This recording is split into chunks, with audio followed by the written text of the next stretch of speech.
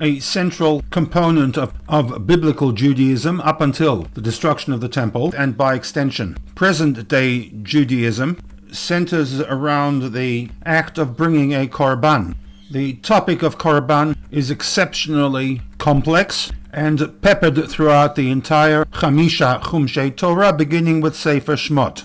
The largest concentration of halachot relating to the korban are located in Sefer Vayikra. The Rambam notes that of the entire set of Tariag mitzvot, over 150 relate to either the korbanot, the Mishkan and Mikdash, and the Kohanim involved with the Mishkan. So that whereas Shabbat, for example, or Kashrut comprise a small number of mitzvot, much of Torah real estate is allocated to the intricacies of the Mishkan and the Korbanot. Shorish of the word Korban is Kuf Resh Bet, the act of transferring from one domain to another, to sacrifice, to offer, to bring close, to present something, or to approach. Hence, one translation of Korban is to sacrifice, the act of offering something to a deity, the forfeiture of something highly valued for the sake of receiving something of even greater value, relinquishing of something in terms of ownership at less than its perceived value.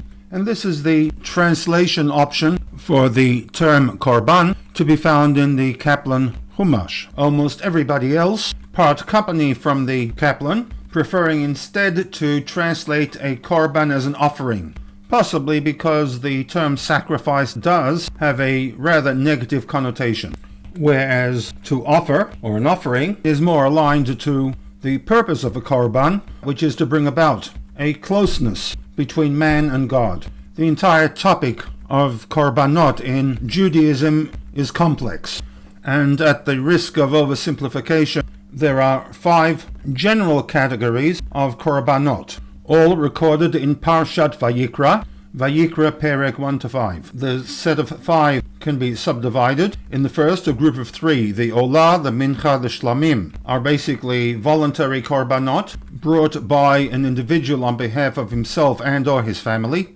The remaining 2, the Chatat and the Asham, have the status of a Chovah, brought by the individual as part of an atonement process for a violation of Torah law. The regulations for each korban are quite specific in terms of the options that the individual has and the process when bringing that korban to the Mishkan Mikdash area.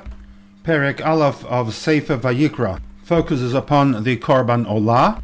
This korban stands at the apex of all the korbanot in that it was totally consumed upon the Mizbeach, in contrast to other korbanot in which only part of the offering reached the Mizbeach. The rest was distributed between the Kohanim and the owners. The individual has an option in terms of the type of offering. The greatest amount of expenditure would be for a par.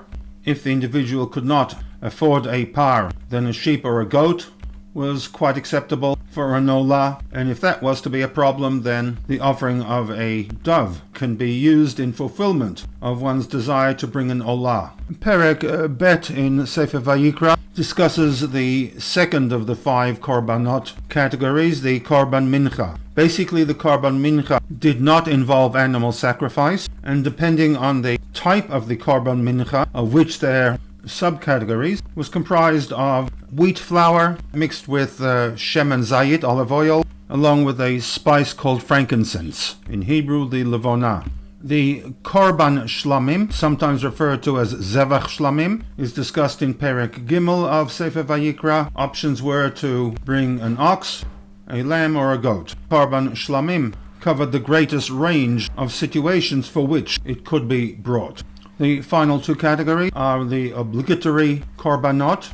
Both have a range of subdivisions depending upon the circumstances that created the requirement to bring the chatat for atonement, or the asham. For the chatat, there was a sin offering from the Kohen Gadol, a sin offering from the Nasi, a sin offering by an individual. You have the Yom Kippur sin offerings, and generally these were drawn from the par, the lamb, or the goat. And finally, in Perek Hey, the korban asham, absent is the par, and depending on the circumstances, an asham was brought either from the goats, the lambs, the male ram. If it was brought from the birds, 2 birds were required, or in some situations a non-animal offering of flour, oil and frankincense. The final pasuk dealing with the par that is brought as a korban olah states that the kirbayuk ra'av yirchatz b'mayim. Beforehand, before the events mentioned prior to pasuk 9, he, the kohen, should wash the innards and the feet. V'hiktir ha-kohen et hakol ha-mizbecha. Every part of the animal was to ascend in smoke upon the mizbeach olah, with the specific kavanah, the intent that it is to be offered as a burnt offering, isher, connected to the word eish, which had been slaughtered specifically as a fire offering, reach nechoach la Hashem, a pleasant aroma for God. Focus of the Sikha is Rashi's commentary to the word nichoach, nachat ruach lefanai, sha'amarti v'na'aseh ritzoni. But first, we shall see how some of the major parshanim deal with the rather strange statement that the offering of the korban olah was to be a reach nechoach to Hashem.